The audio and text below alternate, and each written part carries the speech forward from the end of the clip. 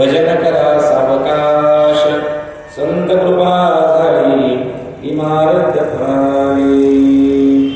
समचरण सरोजम सांद्र नीलांबुधावम, जननी कपानि मंडन मंडना. तरुण तुलसीमाला कंदरम कंजनेत्रम, सदैवहासं विठ्ठलं चिन्तयामि.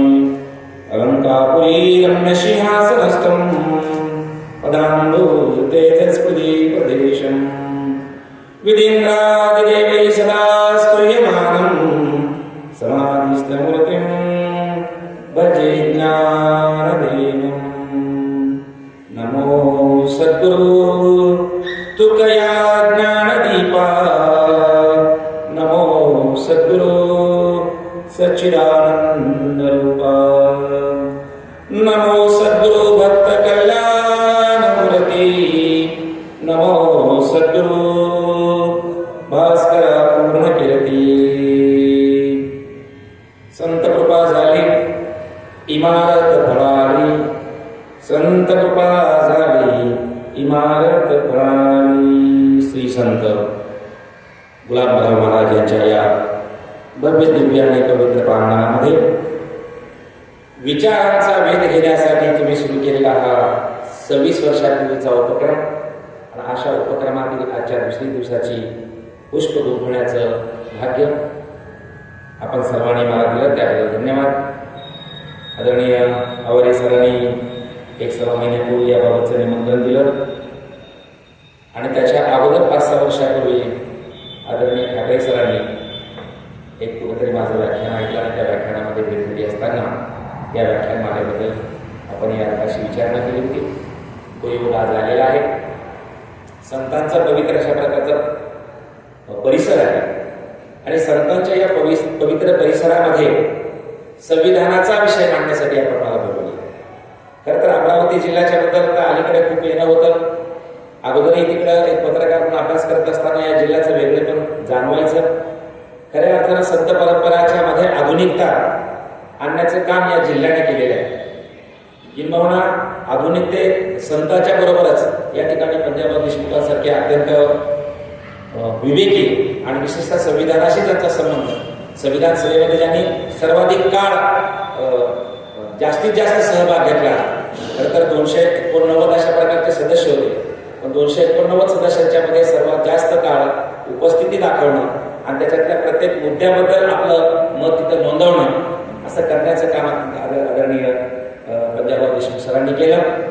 आणि अशा या परिसरामध्ये संत परंपरा आणि संविधान हे सांगण्यासाठी आपण बोलवलेलं आहे. खरं तर मी वारकरी परंपरेचा अभ्यासक आहे, वारकरी संप्रदायाचा पाईक आहे. माझ्या गळ्यामध्ये 5वीच्या दिवशी माळ घातलेली आहे आणि त्यामुळं जन्मापासून जन्मल्यानंतर 5व्या दिवसापासून मी वारकरी आहे. आणि अशा वारकरी संप्रदायाचा विचार संत गुलाबराव महाराज यांच्या या परिसरामध्ये मांडण्याची आपण संधी देत आहोत. खरं तर हे असं झालं पाहिजे. त्यावर काय होतं, ज्यांना गुलाबराव महाराज माहित आहे त्यांना दुसऱ्या वक्त्याने गुलाबराव महाराज सांगायचे. आंबेडकर जयंतीला ज्यांना डॉक्टर बाबासाहेब आंबेडकर माहित आहेत त्यांनाच पुन्हा आंबेडकर कसे ते सांगायचं. छत्रपती शिवाजी महाराजांच्या जयंतीला छत्रपती शिवाजी महाराजांचं चरित्र ज्यांना शिवाजी महाराज माहित आहेत त्यांनाच सांगायचं. असा एकंदर प्रकार सुरू असताना आज आपण वारकरी परंपरेमधल्या माणसाला संत गुलाबराव महाराजांच्या या परिसरामध्ये बोलावले. किंबहुना अलीकडे ही विचारांची देवाणघेवाण मोठ्या प्रमाणामध्ये सुरू आहे. गेल्या वर्षाचा आपल्या इथे झालेल्या तुकडोजी महाराज संत साहित्य संमेलनाचं अध्यक्षपद सुद्धा या भागातल्या लोकांनी देऊन एक विचाराचं आदान प्रदान करण्याची संधी दिली. आम्ही एक वेगळा उपक्रम सुरू केलेला आहे. पंकज सरांनी सांगितलं की काही महाराज संतांच्या दिंड्या करतात, काही महाराज देवांच्या दिंड्या करतात, आम्ही मात्र संविधानाची दिंडी केली. तसंच बऱ्याच ठिकाणी हरिनाम सप्ताहामध्ये देवाच्या नावानं हरिनाम सप्ताह आहेत, संतांच्या नावानं हरिनाम सप्ताह आहेत. आम्ही मात्र शेतकऱ्याच्या नावानं हरिनाम सप्ताह सुरू केला. परळी तालुक्यामध्ये कारणापूर नावाचं गाव आहे, त्या प्रकारचं एक ब्रँड होतं. आज हरिनाम सप्ताह तुम्ही पाहता, मी माझाच एका सप्ताहाचा बोर्ड इथे पाहिलेला आहे. आज हरिनाम सप्ताहाच्या मध्ये काय विचार मांडले जातात आणि हरिनाम सप्ताहाचं एकंदर स्वरूप काय आहे आपल्या सर्वांना माहिती असल्यामुळे त्याच्या मी खोलात जाणार नाही. पण हरिनाम सप्ताह म्हणजे एखाद्या गावाच्या श्वसनाची व्यवस्था आहे की काय ठाकरे सर, असं वाटलं मला. तुमच्याकडे माहिती नाही, पण आमच्या मराठवाड्यामध्ये तर असं सध्या सुरू आहे की या ठिकाणी बोली लावली जाते की या गावातून आज 10 लाख रुपये जमा झाले, त्या गावातून आज 15 लाख रुपये जमा झाले. खरं तर हे सगळे पैसे कष्ट करणारे शेतकरी, शेतमजूर, किंबहुना माझा जिल्हा तर ऊसतोड कामगारांचा जिल्हा आहे, या ऊसतोड कामगारांच्या मधून अशा प्रकारचे पैसे गोळा करून त्याच्यातून कुठली शाळा बांधली जात नाही, त्याच्यातून कुठल्या एखाद्या समाज मंदिर उभारलं जात नाही. तर अशा प्रकारच्या हरिनाम सप्ताहामध्ये त्या ठिकाणी उधळण केली जाते. इथे हरिनाम सप्ताहाच्या एखाद्या मंडपाचं कोटेशन निघतं, त्याचे टेंडर निघतात आणि त्याचं 15-20 लाखापर्यंत तो मंडप सगळा सजवलेला असतात पाहायला मिळतो. अशा कालखंडामध्ये ज्या परिसरामध्ये हे होत आहे त्या परिसरामध्ये परळी तालुक्यामध्ये आम्ही शेतकरी कीर्तन महोत्सव सुरू केला. शेतकरी कीर्तन महोत्सवामध्ये आम्ही काय केलेलं आहे की मला सुद्धा अनेक ठिकाणी विचारतात, महाराज तुमचं कसं आहे, आम्हाला तुमचं व्याख्यान ठेवायचं, कीर्तन ठेवायचं, पण कसं आहे. तर मी सांगतो की बाबा मी संत विचार विकण्यासाठी अजून बाजारात मांडलेला आहे आणि भगवंताने आता माझं 61वं वर्ष सुरू केलेलं आहे. माझ्या शेवटच्या श्वासापर्यंत माझा विचार मांडण्यासाठी मला सौदा करावा लागावा अशी वेळ येऊ नये, एवढीच तुम्ही सगळी भगवंताकडे प्रार्थना करा. त्या कीर्तन महोत्सवाचं जिथं तुम्हाला सांगितलं की अशा प्रकारचं सगळं चालू आहे, त्या कीर्तन महोत्सवाचं आम्हाला वैशिष्ट्य ठरवलं. कीर्तनकार जिथून येणार असेल तिथून येणार साधारणतः तो आपल्या गाडी मालकाचं डिझेलचं काही होत असेल, त्याच्या ड्रायव्हरचं काही होत असेल, त्याच्यावर त्याला 2-3 हजार प्रवासाला येऊ दे. पंगत कशी आहे, आता पंक्ती आमच्याकडे इतर सप्ताहामध्ये पण दिल्या जातात. त्या पंक्तीमध्ये काय असतं की जर तुमच्या गावाला पंगत दिली तर ते गावच्या त्याची दुसऱ्या दिवशी पंगत असेल का कालच्या पंक्तीमध्ये काय होतं, मग त्याच्यापेक्षा माझ्या गावाची पंगत अजून मोठी झाली पाहिजे. मग त्याने जर बालुशाही दिली असेल तर आम्ही बुंदी देऊ, त्याने जर बुंदी दिली असेल तर आम्ही बासुंदी देऊ, त्याने जर बासुंदी दिली असेल तर आम्ही अजून कुठल्या प्रकारचं देऊ, त्याने जर 4 पदार्थ ठेवले असतील तर आम्ही 10 पदार्थ ठेवू. अशा प्रकारच्या चढाओढी लागून त्या चढाओढीचं आज शेतकरी कुठल्या परिस्थितीमध्ये जगतो आहे हे पण आपल्याला सांगायची गरज नाही, कारण तुम्ही सगळे शेतकऱ्याच्या कुटुंबातून आलेले आहेत. म्हणजे तुम्ही वेगवेगळ्या क्षेत्रामध्ये काम केलं, आमचे सर इंजिनियर होते, आमचे सर प्राध्यापक होते, म्हणजे तुम्ही वेगवेगळ्या क्षेत्रात काम केलं असतं तर तुम्ही मूळ शेतकऱ्याचे लेकर आहात आणि आजही तुम्ही शेतीमध्ये कदाचित जात असाल. मी 35 वर्ष 37 वर्ष मुंबईमध्ये राहिलो, पण गावाकडे गेल्यानंतर मी सुद्धा अलीकडे रोज सकाळी किंवा संध्याकाळी शेतामध्ये गेल्याशिवाय राहत नाही. तर अशा प्रकारच्या शेतकऱ्याचं होणारं शोषण आणि आज शेतकऱ्याची असलेली परिस्थिती, म्हणजे शेतकऱ्याची काय परिस्थिती करतानाचा विषय नाही, पण पंकज सर मला सांगायला या ठिकाणी खूप खेद वाटतो की मी 20-25 वर्षापूर्वी वडिलांच्या बरोबर कधीतरी धान्य विकायला आमच्या परळीच्या बाजारपेठेत जायचो. त्यावेळेला आमच्या शेतामध्ये ज्वारी विकली जायची, त्याचा दर क्विंटलला 2000 रुपये होता. गेल्या वर्षीपासून मी घरी आल्यामुळे जरा अधूनमधून शेतावर लक्ष द्यावं लागलं, माझ्या थोडंसं शेत फिरू लागलं. त्या शेतातली 2-3 वर्षापूर्वीची गेल्या वर्षीची थोडीशी ज्वारी शिल्लक होती, मी विकायला नेली. सर 20 वर्षापूर्वी ज्वारीचा भाव 2000 विकलेला मला माहित आहे. यावर्षी माझी मी ज्वारी घेऊन गेलो त्यावेळेला 1700 रुपये त्याला क्विंटलला भाव. कुठल्या परिस्थितीमध्ये शेतकरी जगतो आहे याचं उदाहरण. ज्या वेळेला ज्वारी 2000 मी विकली, माझ्या वडिलांनी विकली, त्यावेळेला सोन्याचा भाव हा 4,000 रुपये तोळा होता. आज मी 1700 ज्वारी विकली, तेव्हा सोन्याचा भाव काय आहे इकडच्या काही मंडळी सांगतील, मला काय माहिती नाही, पण ते काहीतरी 1.5 लाखाच्या पुढे गेले असं कळलं. आम्ही शेतकरी कीर्तन महोत्सवाची कन्सेप्ट काय ठेवली की गावाला पंगत द्यायची, पण त्या गावाला स्वतः पदार्थ नाही बनवायचे. टेम्पो त्या गावामध्ये जाऊन उभा राहील आणि त्या गावामध्ये टेम्पो उभा राहिल्यानंतर प्रत्येक घरातून कुणाला 1 भाकरी शक्य होईल, कुणाला 2 भाकरी शक्य होईल, गावातून घराघरातून 1-1 भाकरी गोळा करायची. जागेवर फक्त भात आणि 1 भाजी करायची. कुणी म्हणाला मी आमचं करील नाही, हाच पदार्थ होईल. कारण हरिनाम सप्ताह असेल, व्याख्यानमाला असतील, हे आपल्या गावाचं किंवा आपलं ऐश्वर्याचं प्रदर्शित करण्यासाठी नाही आणि त्याच्या माध्यमातून समाजाचं शोषण करण्यासाठी नाही, तर ते विचाराची देवाणघेवाण करण्यासाठी असले पाहिजे. आम्ही कीर्तन महोत्सव ठेवला, हरिनाम सप्ताह ठेवला, त्याच्यानंतर आम्ही व्याख्यानमाला ठेवले होते, व्याख्यान शेतकऱ्याच्या विषयावर. आता आपल्याला सगळ्यांना माहिती, तुम्ही जाणकार सगळे आहात, गुलाबराव महाराजांच्या विचाराचे पायिक आहात, पण एवढे लोक या ठिकाणी तुम्ही जमलेले आहे. माझ्या ताई मंडळी सुद्धा 5-50 ठिकाणी जमलेले आहे. हे जर तुम्ही कीर्तन ठेवलं असतं तर हा सगळा महिलांचा परिसर पार भरला असता. अजून दुसऱ्या लोकांनी सगळ्या भरला असता. म्हणून आम्ही कीर्तन महोत्सव ठेवला. त्या ठिकाणी शेतकऱ्यांच्या प्रश्नावर चर्चा. शेतमालाचे भाव का वाढत नाही, शेतकऱ्यांच्या आरोग्याला का चांगल्या प्रकारचं आरोग्य त्यांचं राहत नाही, त्याच्या पोरांना शिक्षण काय मिळत नाही, अशा प्रकारची चर्चा व्हावी अशा आम्ही हरिनाम सप्ताह किंवा अखंड त्या ठिकाणी हरिनाम सप्ताह त्या ठिकाणी सुरू केलेले आहे. आणि म्हणून विचाराची हरिनाम सप्ताह असते व्याख्या मला सगळी विचारांची देवाणघेवाण असली पाहिजे. आणि म्हणून माझ्यासारख्या मराठवाड्यामधल्या माणसाला आपण या ठिकाणी विदर्भामधल्या संत भूमीमध्ये बोलावं. या सिद्धी संत परंपरा आम्ही समजून घेतलेली आहे. तुकडोजी महाराजांची, गाडगे महाराजांची, गुलाबराव महाराजांची, गुलाबजीराव महाराजांचा आणि वारकरी संप्रदायाचा खूप जवळचा संबंध आहे. आम्ही वारकरी संप्रदायामधल्या प्रत्येक कीर्तनकारांना गुलाबराव महाराजांचं चरित्र, त्यांचं कार्य माहिती आहे. पण ते कार्य कसं आहे आणि आम्ही सांगतो कसं हे सुद्धा त्याच्यामध्ये खूप तफावत आहे. त्या याच्यामध्ये मी जाणार नाही. किंबहुना आज माझा तो विषय आहे. माझा आजचा विषय काय आहे की संत साहित्यातील संविधान मूल्य. आता संत साहित्य मी ज्यावेळेला संविधान आम्ही दिंडी काढतो किंवा मी संविधानाचं कीर्तन करतो त्यावेळेला ज्यांना संविधान रुचतंय, रुचत नाही, रुततय, टोचतय, बोचतय, अशी लोक आम्हाला प्रश्न करतात की 700 वर्षापूर्वी संत श्रेष्ठ ज्ञानेश्वर महाराज, नामदेव महाराज, चोखोबा महाराज, गोरोबा काका या वेगवेगळ्या जातीतल्या 24 संतांनी एकत्र येऊन सुरू केलेली संत चळवळ आणि आता तुमचं 1950 साली लागू झालेलं संविधान, या दोन्हीचे तुम्ही कसे काय जोड घालतात? दोन्ही सारखे कसं काय म्हणतात? संत साहित्य तर अगोदरचं, संविधान अलीकडचं आहे. तेव्हा त्यांना सांगावं लागतं की डॉक्टर बाबासाहेब आंबेडकरांनी, मला आणखीन एक मला उल्लेख करायला खूप आनंद वाटतो. यास आम्ही अनेक देवस्थानाच्या ठिकाणी जातो, अनेक संतभूमीच्या ठिकाणी जातो, अनेक संस्थांच्या ठिकाणी जातो. तिथे देवाचे फोटो लागलेले असतात, तिथे संतांचे फोटो लागलेले असतात. पण मला सांगायला खूप सगळीकडे आता आनंद होईल इथून पुढे की गुलाबराव महाराजांच्या संस्थांमध्ये व्याख्यानाला गेलो असताना तिथे बाबासाहेब आंबेडकरांचा सुद्धा फोटो. ही अशी वैचारिक त्या ठिकाणी प्रगल्भता आली पाहिजे. आणि म्हणून असं विचार करायला सांगावं लागतं की बाबासाहेबांनी संविधान काय असतं, अर्थात संविधानाला बदनाम करण्यासाठी आता काय काय करतात त्याच्याबद्दलचं त्याही खोलामध्ये मी जाणार नाही. मी माझ्या विषयाच्या चौकटीमध्ये जास्त बोलणार आहे की बाबासाहेबांच्या संविधानाबद्दल बोलत असताना सुद्धा संविधान हे वेगवेगळ्या देशाच्या संविधानामधले तुकडे तुकडे काढले आणि त्या तुकड्या तुकडे त्या सगळ्या संविधानाच्या मध्ये तुकडे काढून आमच्या संविधानाची गोधडी शिवली, असंही संविधानाची बदनामी केली जाते आहे. पण मला सांगायला या ठिकाणी आनंद वाटतो.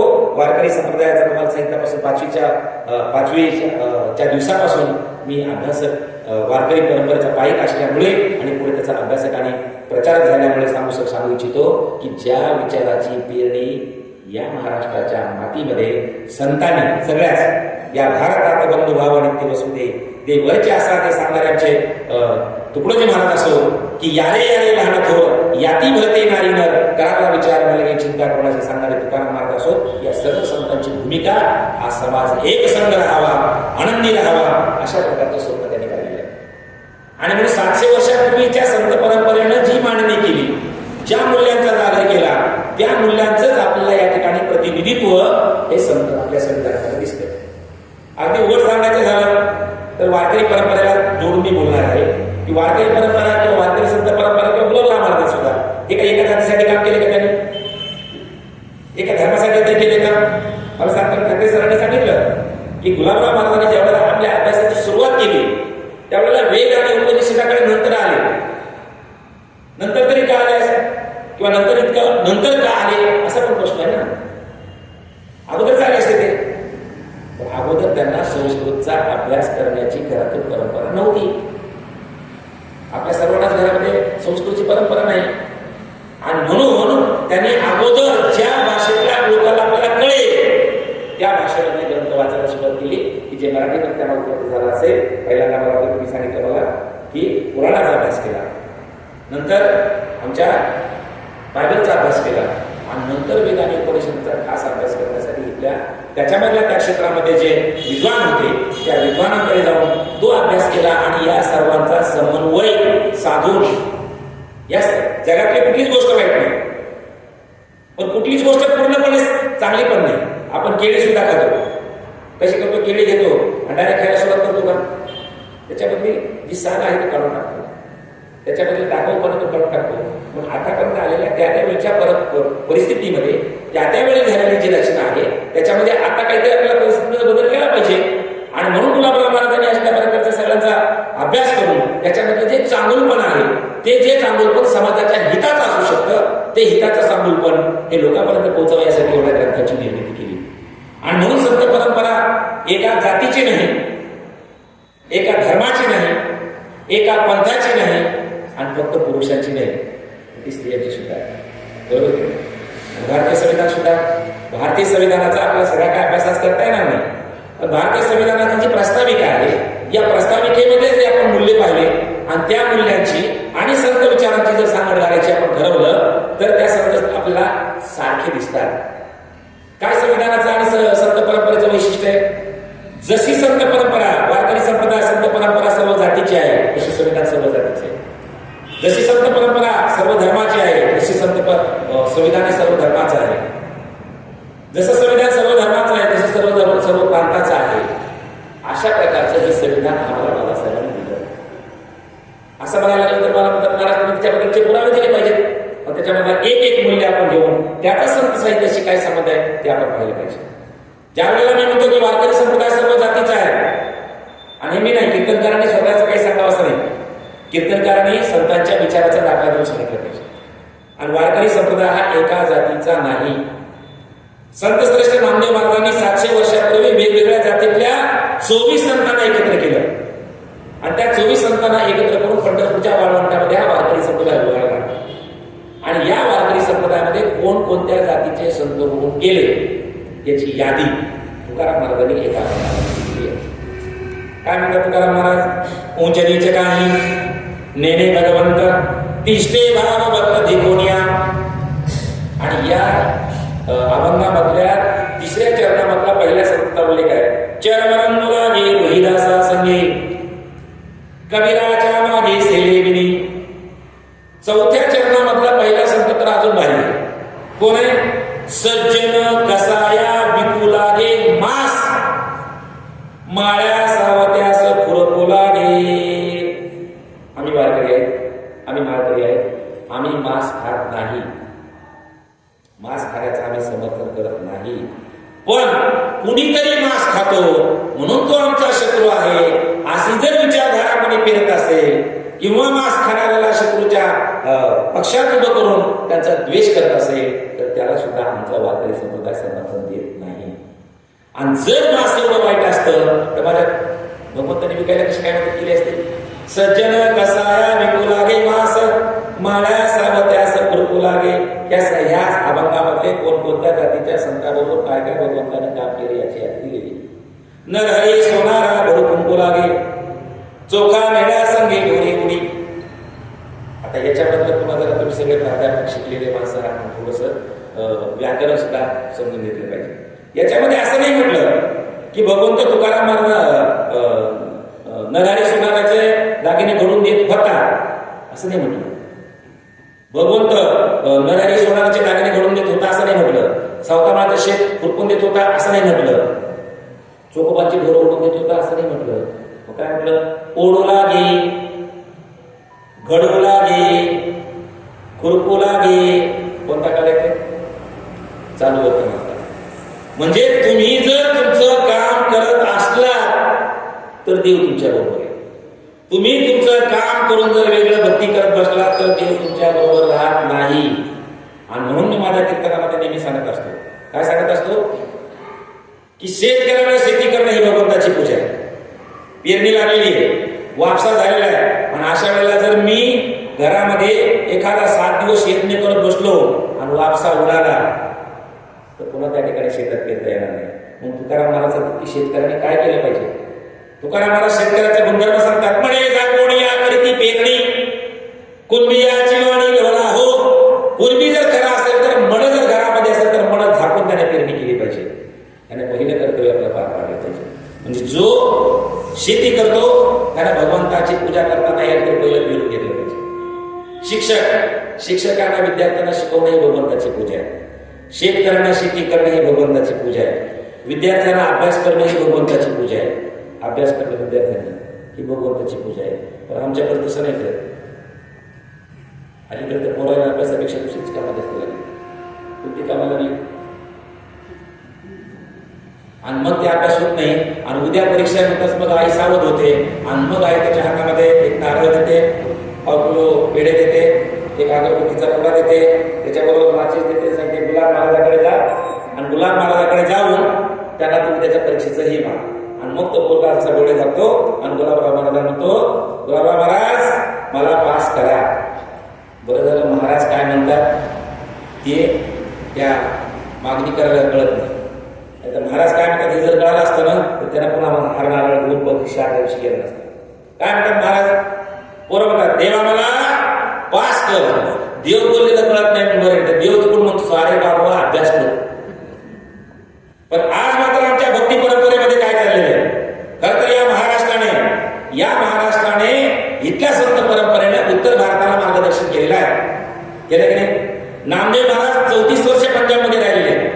ज्ञानेश्वर महाराजांनी नामदेव महाराजांनी 2 वेळा संपूर्ण भारताचा अशा प्रकारचा दौरा केलेला आहे आणि 2 वेळा दौरा करून तिथल्या संत परंपरेला मार्गदर्शन केलेले. नवे तिथल्या सर्व संत परंपरा ह्या आमच्या वारकरी परंपरेला इथल्या महाराष्ट्रातल्या संत परंपरेला आदर्श मानतात. मात्र गेले काही दिवस काय होते आपण बाहेरची माणसं येऊन बाहेरचे महाराज येऊन आम्हाला मार्गदर्शन करायला लागले. आणि मार्गदर्शन काय आहे? पोराने अभ्यास करायचा नाही. काय करायचं मग? पोराने अभ्यास करायचा नाही. परीक्षा ते आहे म्हणताच पोराने आज एक बेलाचं पान घ्यायचं, त्या बेलाच्या पानाला मधल्या भागाला तिकडून मध लावायचा, तिकडून मध लावायचा, मागून मध लावायचा, वरून मध लावायचा आणि ते महादेवाच्या पिंडीवर व्हायचं, वर्ग पास. असं सांगतात ना. महिलांना सुद्धा सांगतात हल्ली की बाबा तुमच्या घरामध्ये जर समस्या असतील ना तर त्या समस्या सोडवण्यासाठी तुम्ही कष्ट करून प्रयत्न नका करू. मग काय करा? 1 लोटा जल सर्व समस्या का हल. आणि त्या बिचाऱ्या पाणी वाहून मेल्या. एकीची काही समस्या अजून सुचलेलं माझ्या कानावर आलेलं नाही. इथे सांगतात की तुम्ही बेलाचं पान व्हा म्हणजे तुमचा मुलगा पास होईल. पण 350 वर्षापूर्वी तुकाराम महाराज सांगतात, अरे पोरांनो बेलाचे पानं बिने वाहून तुम्ही पास होणार नाही. पोरांनो तुम्ही हातबल होऊन तुम्ही पास होणार नाही. तुम्हाला पास व्हायचं असेल तर तुम्ही एकच केलं पाहिजे. काय केलं पाहिजे? आसा देते साध्य करिता सायास. कारण अभ्यास तुका म्हणे जे असाध्य गोष्टी आहेत त्या सुद्धा साध्य होऊ शकतात. कशामुळे? अभ्यासामुळे. अरे एखाद्या परीक्षेमध्ये तुम्हाला अपयश आलं असेल, तुम्ही एमपीएससीची परीक्षा देताय, तुम्ही यूपीएससीची परीक्षा देताय आणि या परीक्षेमध्ये जर तुम्हाला अपयश आलं असेल तर हादरून जाऊ नका. ओले मूळ भीती खडकाचे अंग अभ्यासाची सांग कार्यसिद्धी. अरे एकदा हादरून करू नका. ते ओलं मूळ ते नकानं खुडलं तरी खुडू शकतं. हे मूळ खडकाला धक्का देतं आणि दुसऱ्या खडकामध्ये घुसतं. हे अभ्यासाची ताकद आहे. हे सांगणारे तुकाराम महाराज आणि भविष्य सांगणारे अलीकडे पर्ची बी काढणारे एक जण आहे. जसं बेलाचं पान व्हायला सांगणारे एक जण आहे, तसं पर्ची काढणारे एक जण आहे. पर्ची काढून काय सांगते? तुमचं भविष्य सांगते, तुमचं नाव सांगते, तुमचं कुटुंब सांगते, सगळं सांगते. बरोबर की नाही? तुकाराम महाराज असं भविष्य सांगणारा म्हणतात तोंड बघा वाटत नाही. तोंड मी नाही म्हणत. तुकाराम महाराज म्हणतात काय म्हणतात? सांगो जाणती शकोन भूत भविष्य वर्तमान त्यांचा आम्हासी कंटाळा पाहो नावडती डोळा. असे लोक आम्हाला पाहायला सुद्धा आवडत नाही असं तुकाराम महाराज म्हणतात. ही वारकरी परंपरा आहे. आणि या वारकरी परंपरेमध्ये वेगवेगळ्या जातीतले संत होऊन गेले. त्यांनी आपल्या कर्तव्याकडे जायला सांगितलं. तुम्हाला सांगितलं शेतकरी असेल शेती केली पाहिजे. शेती करणारा तो खरा भक्त आहे. शिक्षकांनी विद्यार्थ्यांना शिकवणं ही खरी भक्ती आहे. मुलांना अभ्यास करणं ही खरी भक्ती आहे. आणि तिसरं डॉक्टराने योग्य दरात उपचार करणं ही भगवंताची योग्य दरात. हे आता म्हणावं लागायचं का? कारण ताप आला म्हणजे माणूस ऍडमिट झाला ना बिल बघून या काय बिल भरायचं. मग असं आपल्या कर्तव्याला महत्व देणारा संप्रदाय आणि सर्व जातीला बरोबर घेऊन चालणारा संप्रदाय.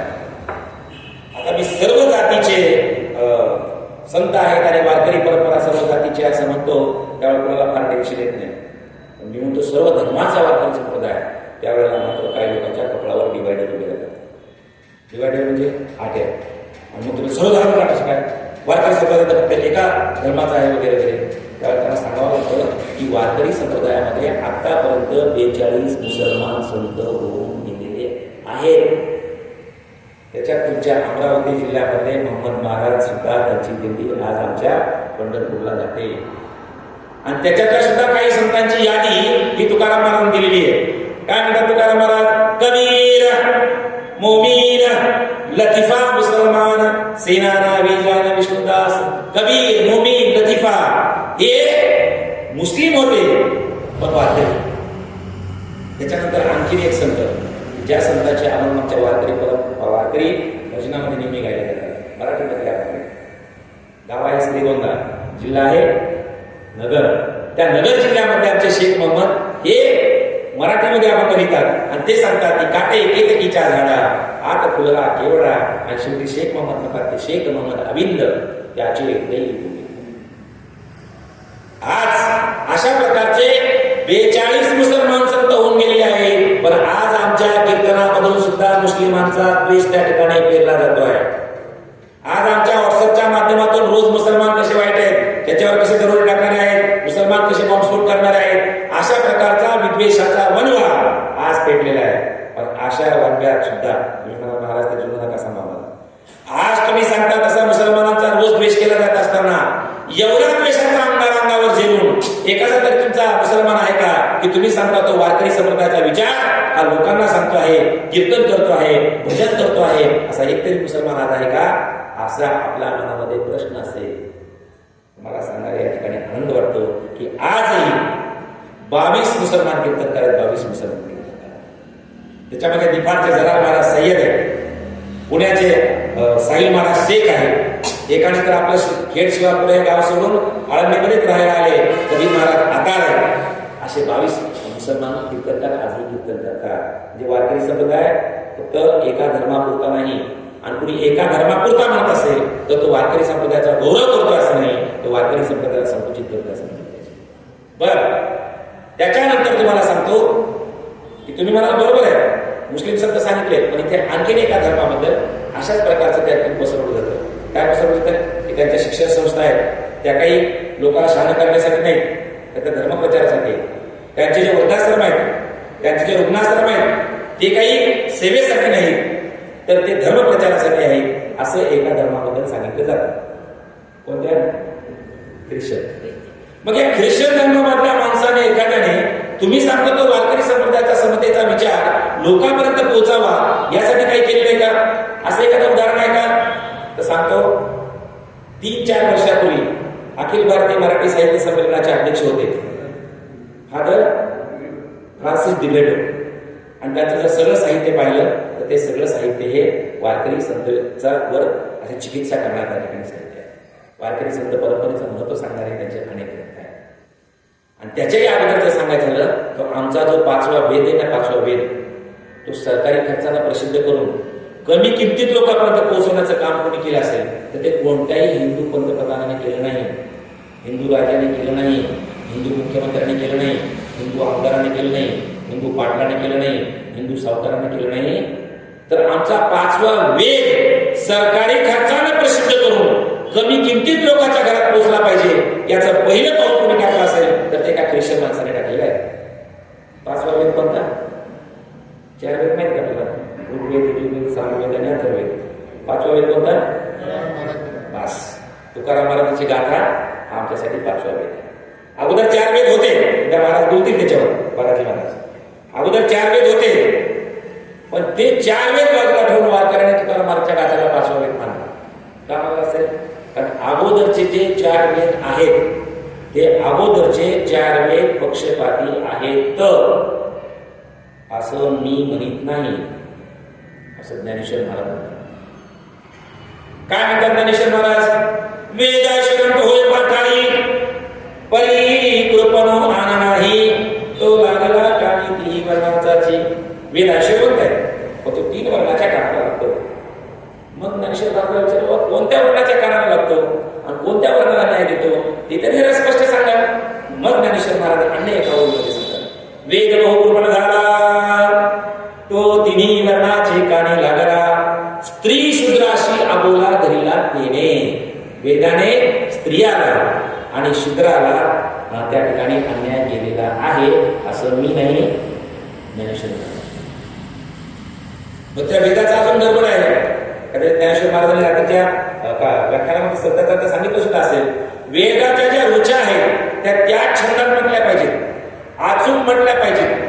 आणि त्याच्यामध्ये जर जरा सुद्धा इकडं तिकडं गडबड झाली तर त्याचा इष्ट परिणाम होण्याच्या ऐवजी अनिष्ट परिणाम होतो. म्हणजे काही काही जे रुचा आहे त्याचे वेगवेगळे छंद आहेत आणि त्याच्यात जर गडबड झाली तर चांगला माणूस वेडा होऊ शकतो. मंत्र चढे थोडा तरी घडची होय वेडा. हे कुणाचं आहे? वेदाचा अशा प्रकारचं लक्षण आहे. मग पुन्हा तो वेळ वाचताना आंघोळ केली पाहिजे, विशिष्ट प्रकारचे वस्त्र घातले पाहिजे, सुचिरभूत झालं पाहिजे, सोहळं घातलं पाहिजे. आता सोहळ्याचं महत्व तुमच्याकडं फार वाढलंय विदर्भामध्ये. आपल्याला कदाचित आठवत असेल की गेल्या वर्षीच्या रामनवमीला एका माजी खासदाराने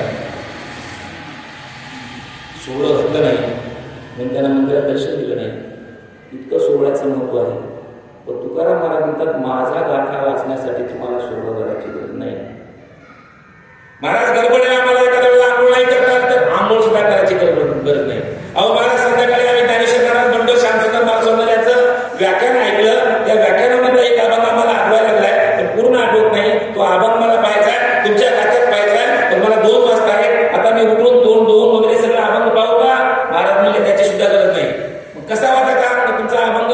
महाराज सांगतात न लगे आंघोळी तोंड धुवावे. आंघोळ न करता तोंड धुता सुद्धा तुम्ही वाचू शकता. असा लवचिक असणार. स्त्रिया वाचू शकतात, पुरुष वाचू शकतात. कुणा कोणाला अधिकार आहे? तुकाराम महाराज सांगतात कुणा कोणाला वाचायचा संप्रदायाचा अधिकार आहे? ब्राह्मण, क्षत्रिय, वैश्य, शूद्र.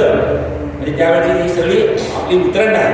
ब्राह्मण वाचू शकतो, क्षत्रिय वाचू शकतो, वैश्य वाचू शकतो, स्त्रिया शूद्र वाचू शकतो. अजून ब्राह्मण, क्षत्रिय, वैश्य, शूद्र. सांडाळा हे अधिकार बाळे, नारी, नर आदी करोनी वेशाही.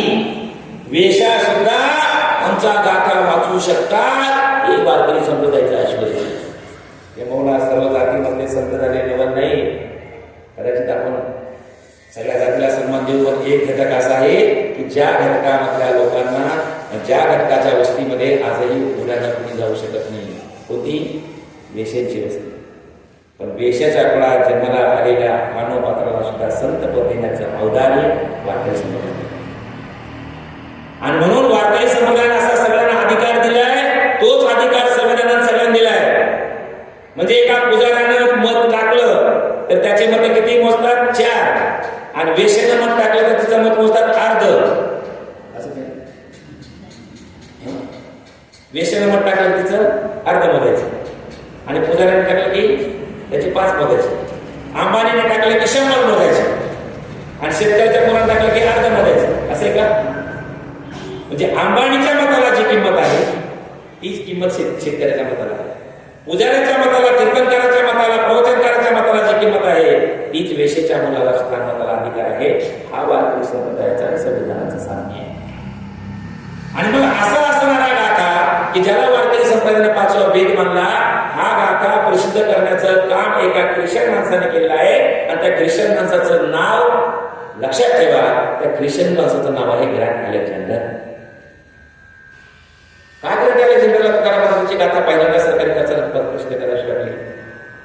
कोण होते ग्रँड अलेक्झांडर? ग्रँड अलेक्झांडर हे मुंबई विद्यापीठाचे पहिले कुलगुरू. आणि ग्रँड अलेक्झांडर हे द्विभाषिक राज्याचे, त्यावेळेच्या मुंबई राज्याचे हे गव्हर्नर. गव्हर्नर म्हणजे राज्यपाल. ते गव्हर्नर राज्य. असे असणारे राज्यपाल ज्यावेळेला इंग्रज आपल्याकडे आले, काय म्हणाले? राजे म्हणाले का? धर्मप्रचार म्हणाले का?